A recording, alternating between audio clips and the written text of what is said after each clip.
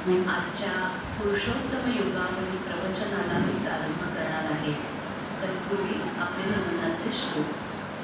प्रियंतां खलु गाणपत्यपथगा श्रीमोरया योगिनो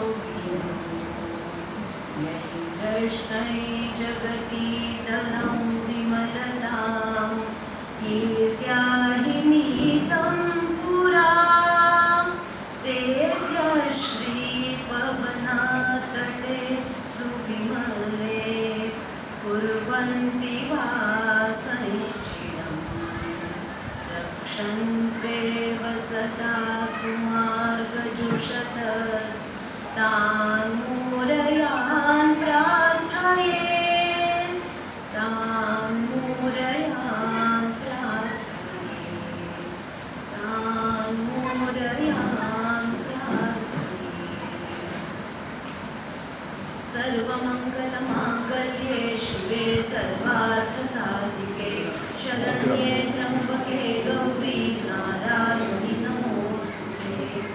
गुरुर्ब्रह्मा गुरुर्विष्णु गुरुर्देवो महेश्वरः गुरुः साक्षात् परब्रह्म तस्मै श्रीगुरवे नमः. उपासनेनानुगचालभावे भूतेव सन्तासि सदा नमावे सत्कर्मयोगे वयखालभावे सर्वामुखी मङ्गलबोधभावे. जय जय रघुवीर समर्थ. आज पुरुषोत्तम योगावर मला प्रवचन करायला सांगितलंय. तर आपण सुरुवातीला सगळे मिळून गीतेचा 15वा अध्याय म्हणूया. सगळ्यांचा आवडीचा अध्याय आहे आणि मला वाटतं अचानक सांगितलं पुस्तक नाही तरी मला वाटतं काहीच प्रॉब्लेम येणार नाही. येणार ना? काकू म्हणणार ना? ओम श्री परमात्मने नमः. अथ पंचदशोऽध्यायः. श्री भगवानुवाच. ऊर्ध्वं मूलमधश्शाखम् अश्वत्थं प्राहुरव्ययम् छन्दांसि यस्य पर्णानि यस्तं वेद स वेदवित्. अधश्चोपं प्रसृतास्तस्य शाखा गुणं प्रवृद्धा ऋषयप्रवादाः. अधश्च मूलान्यनुसन्ततानि कर्मानुबन्धीनि मनुष्यलोके न रूपमस्येव ततोपलभ्यते नान्तो न चादिर्न च सम्प्रतिष्ठा. अश्वत्थमेनं सुविरूढमूलमसङ्गशस्त्रेण दृढेन चित्वा ततः पठन्तत्परिमार्गितव्यै यस्मिन् गताः न निवर्तन्ति भूयः. तमेव चाद्यं पुरुषं प्रपद्ये यतः प्रवृत्तिः प्रस्तुता पुराणी. निर्माणमोहाद्यतसङ्गदोषात् अध्यात्मनित्या विनिवृत्तकामाः द्वन्द्वैर्विमुक्ताः सुखदुःखसंज्ञे गच्छन्त्यमूढा पदमव्ययं तत्. न तद्भासयते सूर्यो न च शान्तो न पावकः यद्गत्वा न निवर्तन्ते तद्धाम परमं मम. ममैवांशो जीवलोके जीवभूतः सनातनः. मनःषष्ठानीन्द्रियाणि प्रकृतिस्थानि कर्षति. शरीरं यद्वाप्नोति यच्चाप्युत्क्रामतीश्वरः. गृहीत्वैतानि संयाति वायुर्गन्धानि पार्श्वया. श्रोत्रं चक्षुस्पर्शनं च रसनं घ्राणमेव च. अधिष्ठाय मनश्चाय विषयानुपसेवते. पुत्रानन्दं स्थितं वापि निर्जातं वा गुणान्वितं. विमूढानानुपश्यन्ति पश्यन्ति ज्ञानचक्षुषः. यतन्तो योगिनश्चैनं पश्यन्त्यात्मन्यवस्थितं. यतन्तोऽप्यकृतात्मानो नैनं पश्यन्त्यचेतसः. यदादित्यगतं तेजो जगद्भासयतेऽखिलं. यच्चन्द्रमसि यच्चाग्नौ तत्तेजो विद्धिमानुकम्. कामाविश्य च भूतानि धारयाम्यहमोजसा. पुष्णामि चौषधीः सर्वा सोमो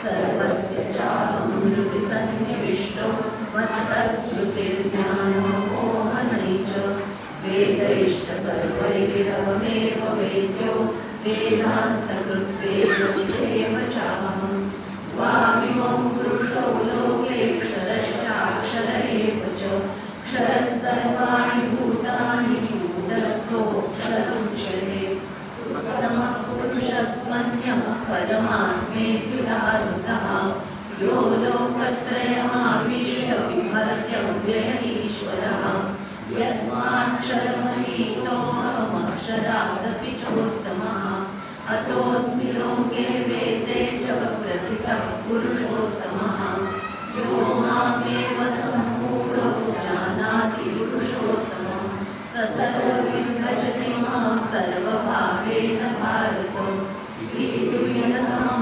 शास्त्रमिदमुक्तं मया नघ एतद्बुद्ध्वा बुद्धिमान् स्यात् कृतकृत्यश्च भारत ॐ तत्सदिति श्रीमद्भगवद्गीतासु उपनिषत्सु ब्रह्मविद्यायां योगशास्त्रे श्रीकृष्णार्जुनसंवादे पुरुषोत्तमयोगो नाम पञ्चदशोऽध्यायः।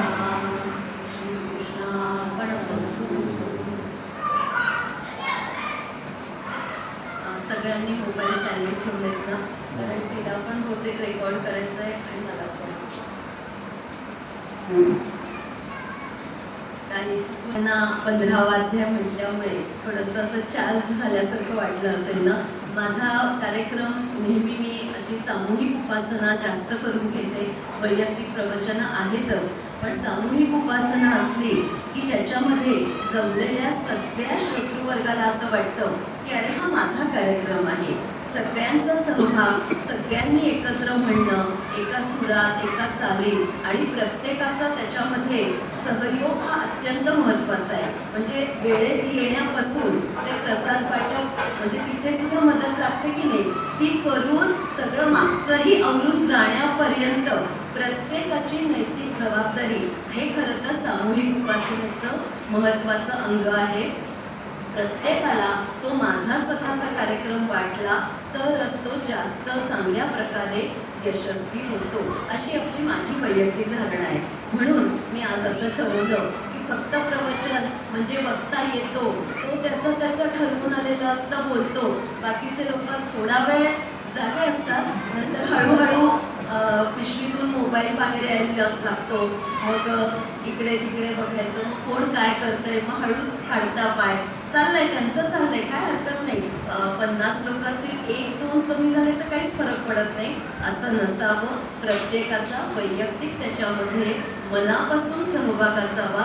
म्हणून मी आवर्जून विचार केला की 15वा अध्याय सगळ्यांकडून आपण म्हणून घेऊ. आणि अनायसे बरंच झालं ना, पुरुषोत्तम मास चालू आहे. या महिन्यामध्ये अनेक जण गीतेचा सुद्धा अध्याय म्हणतात, संपूर्ण गीता वाचन करतात. एवढं नाही जमलं तर निदान 15वा अध्याय तरी म्हणतातच म्हणतात. आता ह्या 15व्या अध्यायाची आपली कधी ओळख झाली आठवतेय का? कारण आज आता आपला जो टप्पा आहे ना, तो 3रा आणि 4था अशा सीमारेषेवरचा वयाच्या दृष्टीने.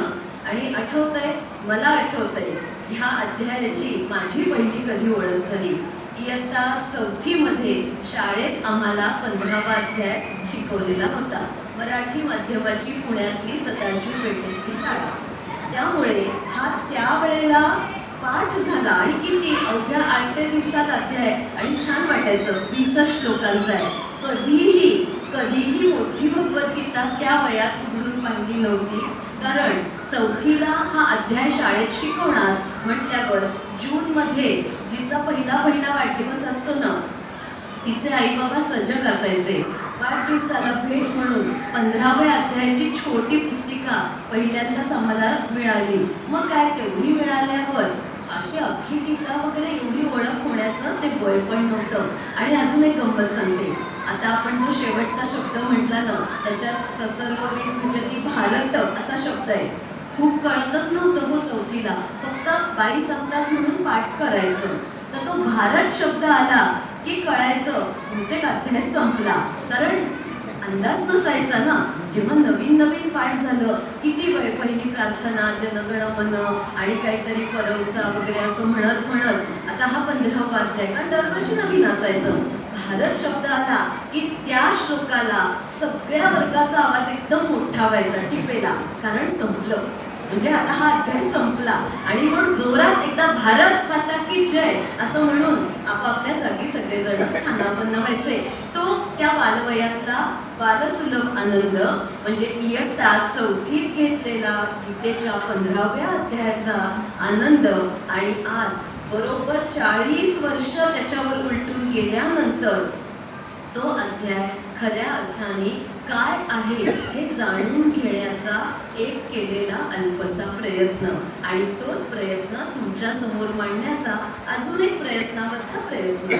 अशा रीतीनं हा पहिली ओळख ह्या अध्यायाची खणखणीत पाठ झाला. गीता जेव्हा पाठ करायला घेतली त्यावेळेला पहिल्या अध्यायापासूनच संख्या झाली. शृंगेरीला जेव्हा परीक्षेला गेलो होतो तेव्हा आम्हाला आमच्या शिक्षिकेने सांगितलं होतं 12वा 15वा अजिबात विचारणार नाही, कारण त्याच्यामध्ये काय आहे, तुम्ही बोलून दाखवण्यासारखं काय आहे, उरलेले अध्याय जरा नीट करा. असं वाटायचं अरे तरी एखादा तरी तिथला असा असावा की परीक्षक की जो 15व्यातलं काही विचारतोय 12व्यातलं. पण अजून एक गमतीचा 15वा अध्यायाचा भाग सांगते.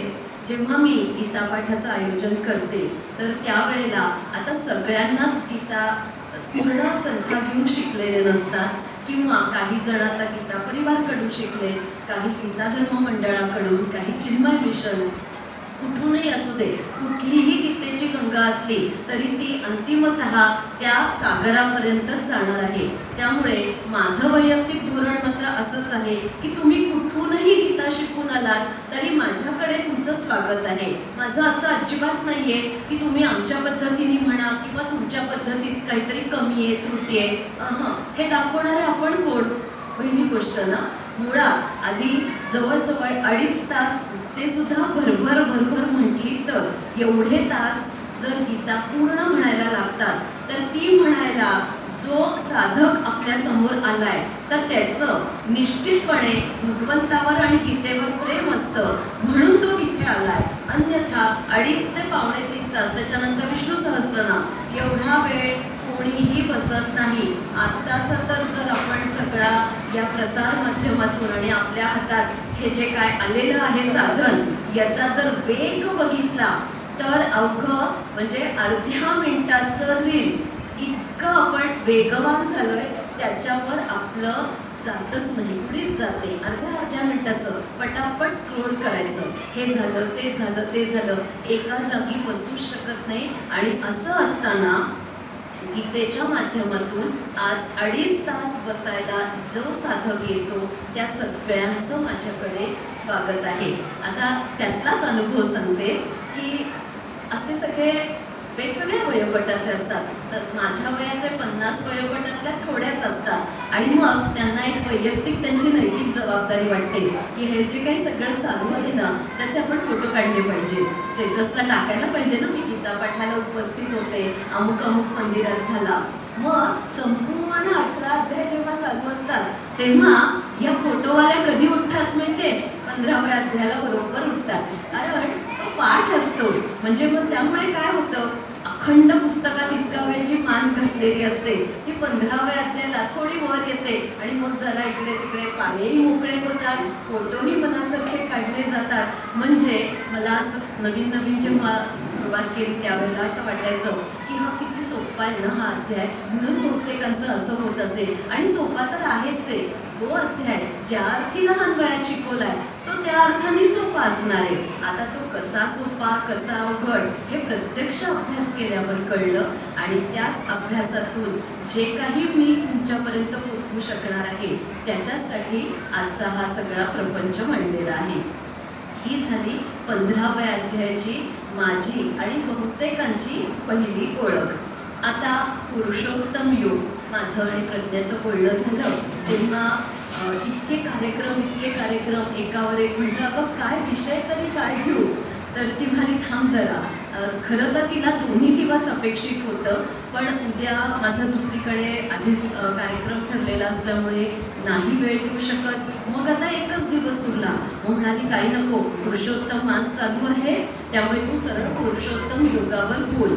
बघा, म्हणजे पुरुषोत्तम हा प्रत्येकाला किती सोपा वाटतो याचं पण हे एक उदाहरण नाही का झालं. काय विषय द्यायला सुचला नाही की वक्त्याला तो आयोजक सांगून मोकळा होतो, पुरुषोत्तम योगावर बोला, पुरुषोत्तम मास चालू आहे. अहो बोला म्हणजे काय, एवढं सोपं आहे का ते? किती तो पुरुषोत्तम, भगवान पुरुषोत्तम, एक तर मर्यादा पुरुषोत्तम राम आणि दुसरा भगवान पुरुषोत्तम गोपाल कृष्ण. हे दोन पुरुषोत्तम आहेत. राम आणि कृष्ण विष्णूचे हे पूर्ण अवतार जे आहेत त्यांना आपण पुरुषोत्तम म्हणतो. संपूर्ण रामायण महाभारत किती वेळेला वाचा, ऐका, श्रवण करा, त्याच्यावर किती वेळेला लेखन करा, टीका लिहा, टिप्पणी करा, तरीही एक जन्म हे जाणून घ्यायला पुरत नाही. त्या पुरुषोत्तमावर सहजगत्या आपण सांगतो पुरुषोत्तम योगावर बोला. हरकत नाही, प्रयत्न करून बघूयात म्हटलं. आता बोलविता धनी तो सुद्धा, वक्ता श्रोता पांडुरंग. तसं मला इतकं बरं वाटलं, म्हटलं चला कुठे आहे ग म्हटलं कार्यक्रम. तर म्हणाली माऊली विठ्ठल मंदिर. म्हटलं म्हणजे माऊली म्हणजे आपली ज्ञानेश्वर माऊली पण आहे आणि विठू माऊली. चला म्हटलं आपली काळजी घेणाऱ्या दोन माऊली तिथे उपस्थित असणार आणि वक्ता श्रोता पांडुरंग म्हणजे मी काय बोलणार, मला काय माझ्या वाणीतून कुठले शब्द बाहेर पडणार, या सगळ्यांची जबाबदारी तो पांडुरंगच घेणार आहे, कारण तोच शेवटी भगवान पुरुषोत्तम आहे. आता पुरुषोत्तम म्हटलं की व्हॉट्सअपवर हा अधिक महिना सुरू व्हायच्या आधी मला वाटतं जवळजवळ 2 ते 3 महिने हा अधिक महिना कुठल्या तारखेपासून सुरू होणार, ते कधी संपणार, सगळं ज्ञानपीठ आपल्याला उपलब्ध झालेलं होतं. कितीतरी वैविध्य जो तो म्हणजे प्रत्येकाला वाटतं माझ्याकडून काहीतरी स्टेटसला गेलं पाहिजे, माझ्याकडून मला हे छान स्तोत्र कळलंय किंवा ही छान माहिती आली, अधिक मासाचं महात्म्य कळलंय, हे पाठवलं पाहिजे. म्हणजे एवढं ज्ञानभांडार उपलब्ध आपल्याला करून दिलेलं आहे. ते सगळं ज्ञानभांडार आपल्याला कल्पना आहे का की हे ज्ञानभांडार नसून हे फक्त माहितीचं भलं मोठं पुस्तक आहे किंवा माहितीचं भांडार आहे. आणि खरं ज्ञान म्हणजे काय, तर त्या पुरुषोत्तमाला जाणणं. पण ते जाणणं हे इतकं सोपं नसतं. तरी सुद्धा त्याची सुरुवात जशी बालवयात इयत्ता 4थीत म्हणजे मला वाटतं 9 किंवा 8, 9, 10 वर्ष एवढंच वय असेल, त्या वयात ज्या अर्थी एखादी शैक्षणिक संस्था ठरवते आणि सर्वमान्य पुण्यातल्या सगळ्या शाळांमधून इयत्ता 4थी किंवा 3री 5वी एवढ्या 2-3 वर्षातच 15वा अध्याय 100% शिकवला जात असे. म्हणजे आपल्या शैक्षणिक संस्थेलाही मान्य आहे की लहान मुलांवर संस्कार करायचे तर ते पुरुषोत्तम योगाच्याच माध्यमातून करायचे. कारण पुरुषोत्तमाचं जे बीज आहे ते याच वयात टाकायला हवंय आणि मग ते टाकलेलं बीज अंकुरायला एवढं वय येऊन ठेवतं. असं वाटायला लागतं, हे वय आल्यावर पाहिलं ना आरशात की असं वाटायला लागतं थोडी आधी सुरुवात केली असती तर, थोडा आधी अभ्यास केला असता तर. पण आता या पश्चात बुद्धीचा काही उपयोग नाहीये. भगवंत आपल्याला वेळोवेळी संधी देत असतो, जाग करत असतो, अनेक इशारे पाठवत असतो. ते कसं जागं व्हायचं, ते संकेत कसे आचरणात आणायचे आणि ह्या सगळ्या गोष्टी